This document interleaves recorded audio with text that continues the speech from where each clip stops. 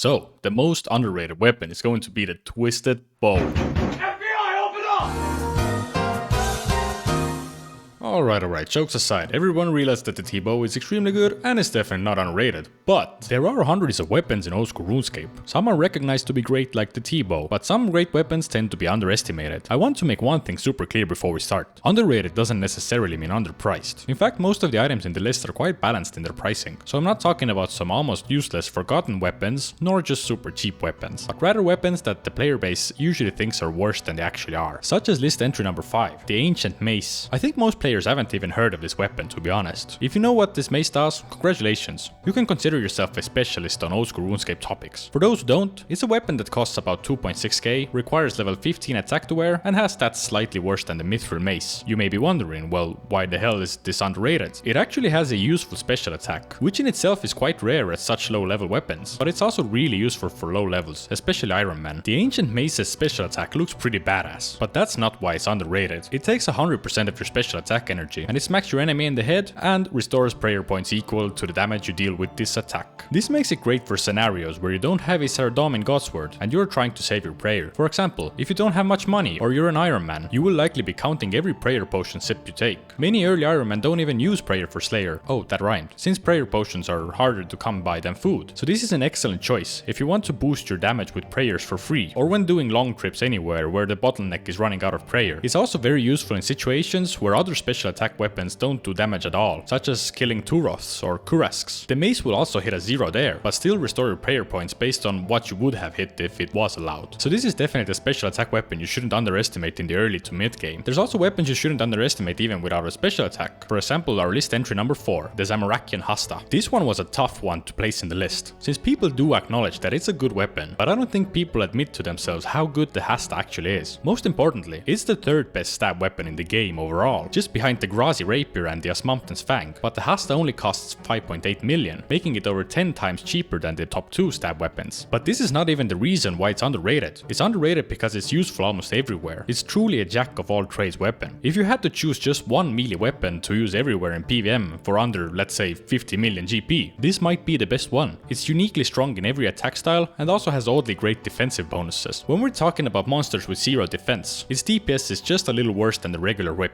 but anywhere you can benefit from the stab or crush bonus, it gets a lot better. The most obvious place to mention it would be any type of dragon, where it usually beats both the regular whip and the tentacle whip. For example, at Rune Dragons, it's almost twice as high DPS, so it's a no-brainer. But I'd rate it even higher as a universal melee weapon for both Chambers of Serik and Tombs of Amasket, for example. It's at such a good price point that if you only want to take one melee weapon since you're either on a budget or trying to have more inventory room for food, then Hasta is the way to go. In Chambers, it can be used on Vasa as a stab weapon, on Tecton as a crush weapon, and then at the final boss you can use it to melee the hand. This potentially saves 2 inventory slots, which is definitely more valuable than the little extra DPS you would get from also taking a whip. In Tombs of Amasket, stab weapons are the meta anyways, so this should be a no-brainer at these places if you're on a budget. No matter if you buy the Hasta or not, you can fit subscribing to the channel to your budget, as it's completely free. But if your budget can fit even more, you should give more thought to our list entry number 3, the Dragon Claws. Okay, hear me out on this one. 2 things. Firstly, Dragon Claws are definitely not underpriced, as they are actually quite rare and I think the price is fair. Secondly, everyone knows that it's one of the best PvP special attack weapons, but I feel like people don't really understand how extremely useful they are as a special attack weapon in PvM. Let me put it into perspective. When we talk about PvM spec weapons, we usually think of the Dragon Warhammer and Bandos Godsword, but check this out. According to the wiki, it's the best special attack weapon in 21 different PvM encounters. No other weapon comes even close to that number, no matter the price. The Dragon Warhammer and Bandos Godsword combined only make up to 14 best in slot PvM spec weapons. So just based on this number, they're definitely underrated by the PvM player base in general. To sum it up, they're pretty much the highest damage spec weapon in PvM. And that means everywhere where you don't need defense reduction, they're better than other special attack weapons. But since the high tier PvM community is mostly aware of its greatness, and it also costs almost 100 mil, it definitely doesn't deserve a spot higher than this. But again, due to most people not realizing how good they actually are in PvM, they're ranked here. Okay, now, let's take a step back back from this extremely expensive item, and let's see something on the cheaper end. The top 2 most underrated weapon